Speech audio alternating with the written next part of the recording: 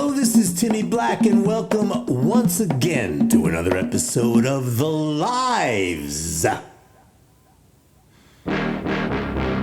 Contemporary Artists. Now, back in the day,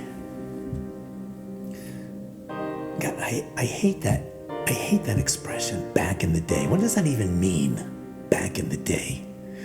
Anyway, many years ago, when I was a callow youth struggling to reconcile my bohemian lifestyle with the greed of my landlord, I drove a taxi. It was fun at first, and it reliably provided me with both a roof and ramen so I could paint irrelevant, callow pictures in a dingy garret in a dangerous neighborhood.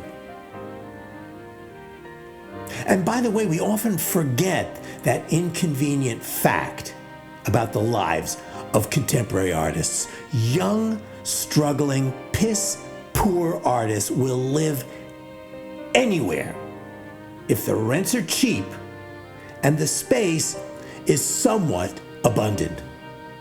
You might say that artists are the advance guard for urban real estate speculation.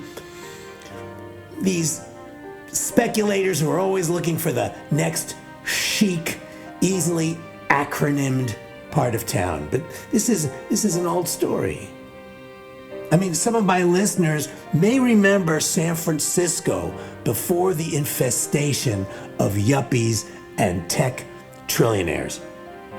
Today, that sterile ketamine arugula area they call Soma used to be the vibrant, sinful, derelict, industrial and artistic part of town that was called south of Market Street. And Fulton Landing in Brooklyn, Fulton Landing, where Sergio Leone filmed Once Upon a Time in America, precisely because the place made poverty look so picturesque, is now referred to by everyone as Dumbo. Now, try finding a cheap studio or a cup of coffee for less than $11 down under the Manhattan Bridge. Forget about it. Anyway, I guess what I'm trying to say is that it's hard to be an artist, and young artists in particular have a hard time starting out.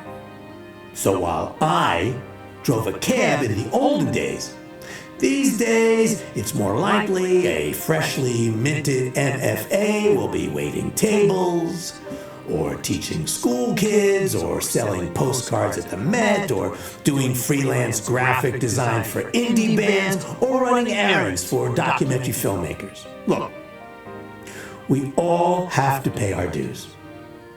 I'm not promoting here a telethon for those artists living hand to mouth.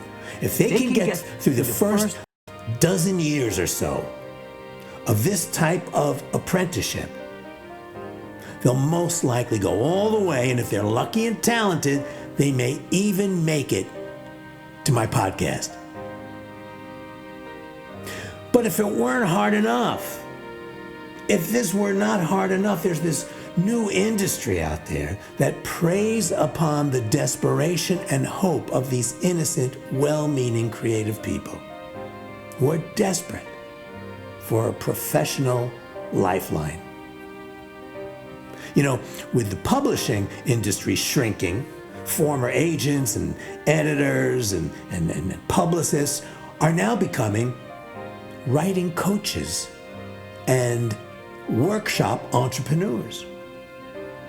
And now when a young painter is looking for a gallery, they may spend a few $1,000s getting advice from a failed art dealer or a former print media critic. They might get advice on how to get the work out there, wherever that is. Oh, this art-adjacent economy is relentless. You want to exhibit your work? You can submit for a fee. You can send a few slides to a juried exhibition that will take place a few months hence in some town or city in Colorado or Indiana. And you can hope against hope for some fruitless exposure. And if you're vain enough and have the cash, you can even rent an entire gallery and invite the email list that your art coach helped you compile and see if anyone will take you seriously. You know, you could do that. And writers, you don't need Random House. You don't need Scribners. You don't need them anymore because self-publishing, yes, it's so easy. And besides, you get to control your own content. Yes, the content. It's the content, that thing that no one will ever bother to read. Taking advantage of people's hopes, exploiting artists' vulnerabilities and withering self-confidence can be a great business. And you don't necessarily have to be a despicable person or even a cynical, callous apologist for the free market. In fact, many of these art entrepreneurs are perfectly nice people. More often than not, they're former creatives themselves who gave up on their dreams and realized before it was too late that they lacked the talent and the passion and the patience to persevere. You know, when I drove a cab, no matter how much or little money I took in after a 10-hour shift, I had to pay the taxi company what they called the gate. I had to pay the fee, the same fee every day. My success behind the wheel was irrelevant to the owners of Yellow Cab. I could clear $200. I could clear $2. It was all the same to them. It's a fairly common business model with a very traditional pecking order. Now, some would describe this type of structure as exploitation. Maybe it is, maybe it isn't. But one thing I do know, that business model does not get laundered. It does not miraculously become lofty and virtuous when it's practiced within the art community. Look, I don't have any solutions. Capitalism has a nasty way of luring decent, ambitious, and intelligent people into selling the hangman his rope. I'm not going to condemn these art entrepreneurs. I'm not. But it just hits a raw nerve when I see this gentle swindle enter into the already challenging lives of contemporary artists.